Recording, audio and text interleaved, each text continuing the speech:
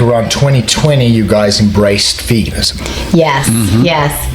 It was, so I lost my dad in October of 2019 to heart disease and a myriad of other medical problems. And it was really tough. You know, my family tended to live into their 90s, and I lost my dad, he was 72. And it was a really hard pill to swallow. I felt like I'd been robbed of 20 years of my dad. I was very, very close to him. So that December, a friend of ours had told us about a documentary on Netflix called The Game Changers. And it was the first, like, vegan-focused, anything I'd ever watched documentary that wasn't all scaring you about how animals are treated in this country, that no one wants to watch or be aware of. It was more about health. And it was like, there are these NFL players that are vegan. How could that possibly be? So I actually refused to watch it because I heard at the end of it you would go vegan. And I was like, I'm not doing that. That sounds so boring. I'm not interested in eating kale the rest of my life. No way. I had no idea. So Jeremy watched it on a weekend that I was away. And he was like, honey, we have to go vegan. And I was like, oh, you fell for it. What a sucker. Well, the documentary's focus is centered around athletes. Yes. Yeah. And my entire life, I've been in that space of always wanting to be healthy and eat healthy and fit and work out. And so anytime something I could educate myself on something different, I was always interested in learning about that. And so I was just flipping through Netflix and I saw that that documentary while she was gone. Like, well, let me watch this. I'll watch it without her. I'll watch it without her. And it was so fascinating. It was so good, yeah. The athletes, they compared the athletes of vegans to non-vegan athletes. It was just fascinating to me. So even like, you know, how their blood looks under a microscope and all this crazy, it's a very, very fascinating study. So he called me, I talked to him that night and he said, I watched that documentary and we have to go vegan. I was like, man, you're a sucker. And he's like, no, it wasn't like about this horrible animal agriculture like the other ones were that we, you know, didn't watch. It's anecdotal. It's based on personal experience. Yeah, absolutely. And I just want to dip our toe in. Yeah. And so he said, you know, it could make us healthier. Maybe we'll live longer. And then that was like, I was 2 months raw from my dad passing away. So it really got my attention.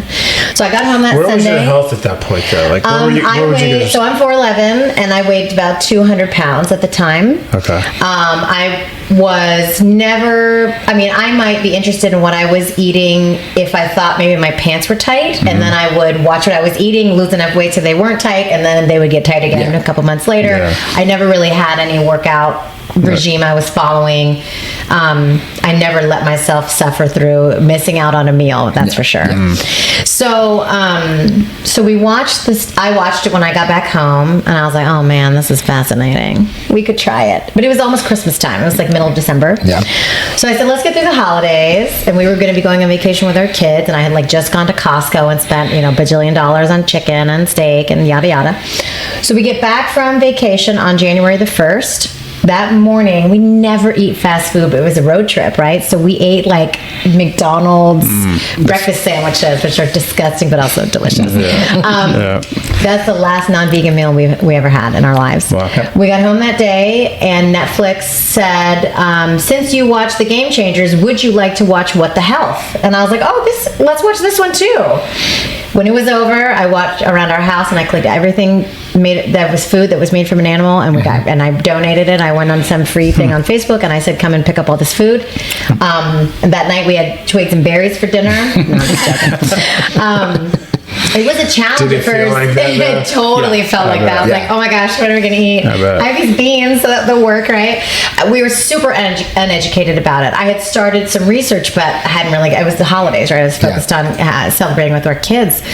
So it was terrifying and challenging. And I wondered, we had 2 kids at home at the time. One was 10, one was 17. And they were like, but we don't even like kale. And I was like, me either. It's okay. We won't kill girls, I promise. They did not adopt it very well in the beginning. Not in the beginning, no.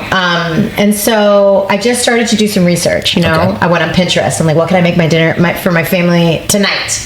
What do I have here? I wish ChatGPT had been around back then, because I would have put like all the ingredients into it and would have told me what to make right away, which is something I do now. Can I make a side point to that really quick? It's funny you bring that up, because we've talked about this in past episodes, where with all the tools and resources that are out there right now, if you want to be healthy, oh gosh, it's there's so many free, easy resources. And ChatGPT, you can and I did it just to play with it, to see what I would do. Mm-hmm. I'm a 6'2", 240-pound male with 13% body fat. Give me a meal plan to help me lose 5% body fat, whatever it was that I wanted to do.